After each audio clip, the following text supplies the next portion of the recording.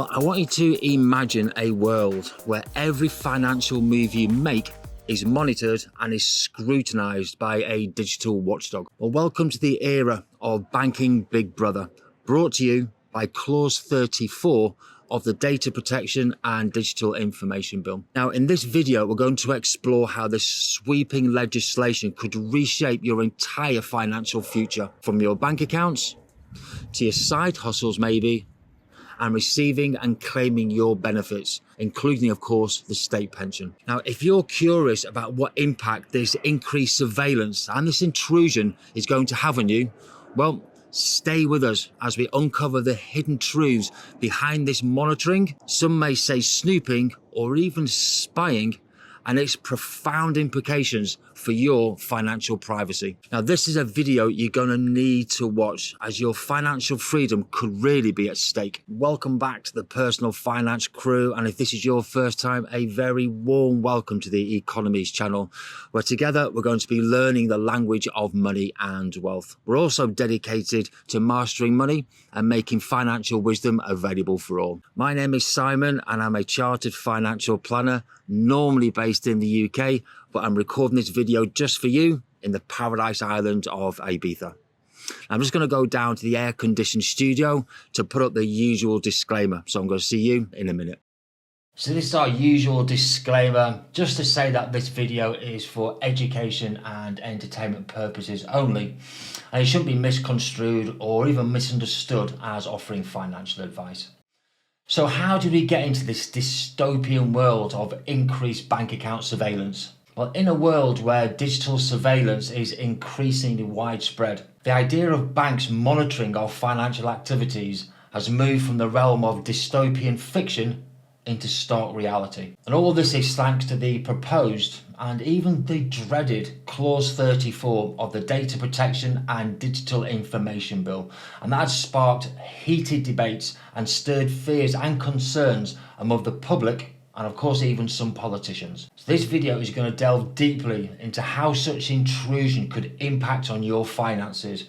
And we're going to be looking at related issues like the Department of Work and Pensions, the DWP, how they've made overpayments and importantly underpayments, the state benefit system in the UK, and of course the Labour Party's proposals to combat tax avoidance. Now, the DWP are responsible for making benefit payments across the board, and that's going to include the state pension, universal credit, child benefit, employment and job seekers allowance, housing benefit, and of course PIP payments. So as you can see with the chart on screen, the DWP underpayments were a record £3.3 billion in 2023.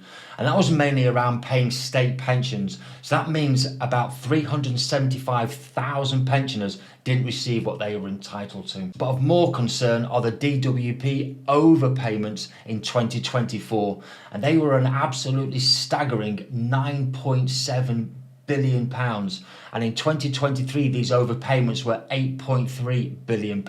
These are absolutely colossal numbers. This might even be described as gross ineptitude on a massive scale. Now, the chart with the blue line shows how overpayments shot up during the pandemic, and they've started to rise again, which is a huge cause for concern. Now, there are currently about 53% of the UK population claiming some sort of state benefit. 53%. And this reflects the UK's generous and extensive social security net. But this high dependency on the welfare state underscores how important it is for the benefits to be assessed, to change the benefit culture in the UK and to increase the focus on where genuine financial support is really needed. Now, the latest ONS immigration figures for 2023 were published on the 24th of May 2024. And this showed where 1.2 million people came to the UK, and that's equivalent to the population of Leeds or Sheffield or Liverpool. Now, interestingly, 532,000 people left the UK, and that left a net migration of 685,000 people. However, the ONS population figures, which were released in July this year, they were revised to show that the UK population has now reached 68 million people. With a net increase of 610,000 people, that's the actual largest increase in the population recorded since 1948. Now, many of these new arrivals may need financial help whilst they adjust to their new life in the UK.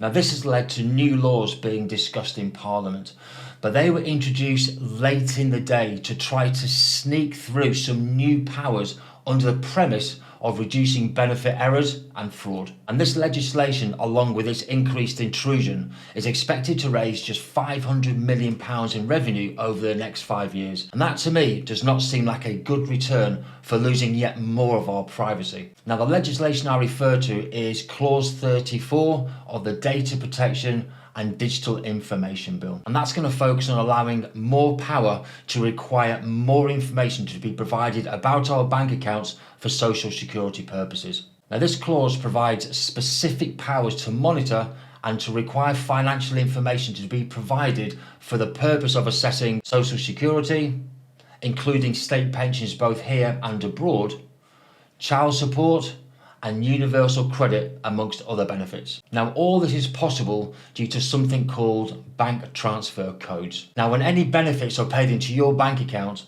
the payment often includes a specific code or even a reference number that indicates the source of the payment. So, for example, payments you receive from the DWP might include a reference like DWP along with the type of benefit that you're receiving. And both banks and government agencies are going to be using automated systems and AI to track and to flag unusual or even suspicious activity. For example, if you claim universal credit and you've got more than £6,000 in savings, this legislation will mean that you could be reported, and as a result, you could receive lower benefits. Now, these systems can help identify patterns that may indicate benefit fraud or errors such as multiple benefit payments to the same account, or even discrepancies between reported income and actual bank deposits. If this is flagged up, then it's also possible to check any connected or linked accounts, which is likely to mean your children's bank accounts, your spouse's bank accounts, or even family member bank accounts. Now, it's worth mentioning at this point that I've not read any articles anywhere that clearly state that this new surveillance and intrusion is going to be used to pay back or to refund any of the 3.3 billion of underpayments that I showed you earlier. Now, read into that whatever you will. So if you're finding value so far in this video, please consider hitting the like button and subscribing to the channel.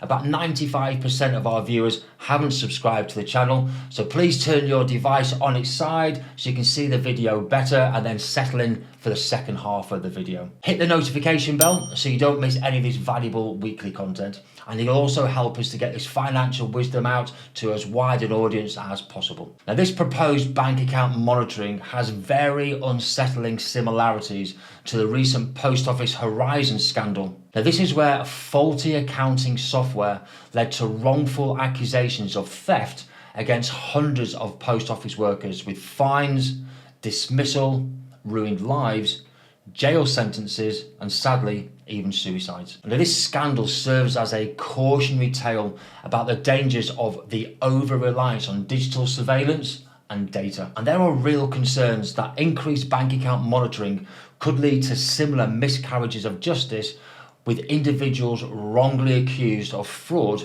or worse. So in response to growing concerns about tax evasion, the Labour Party has pledged to invest £855 million to recruit over 5,000 new tax avoidance and compliance officers. Now, this incentive aims to bolster the HMRC's ability to tackle tax evasion, ensuring that individuals and businesses pay their fair share of their taxes. Now, these extra HMRC officers aim to generate additional tax revenue of about £5 billion per year by the end of this Parliament in 2029. So how are they going to do that, I hear you cry? Well, that is a very good question. This is going to mean enhanced monitoring of bank accounts as well as digital transactions, as this is seen as a key component for this effort. So by cracking down on fraud and ensuring accurate tax reporting, the government hopes to recover some of their lost revenue and, of course, to reduce the financial deficit. For example, HMRC has been increasingly focusing and monitoring the online marketplaces and platforms such as eBay, Amazon, Etsy, Facebook, Shopify, Gumtree and AutoTrader. And this is to ensure that individuals and businesses are complying with the tax regulations related to side hustles as well as online sales. For example, did you know that eBay are reporting anyone to HMRC who has 30 or more transactions in a calendar year with total sales in excess of £1,740 or €2,000? Now, while this proposed legislation aims to reduce fraud, it also represents a significant shift towards increased state surveillance.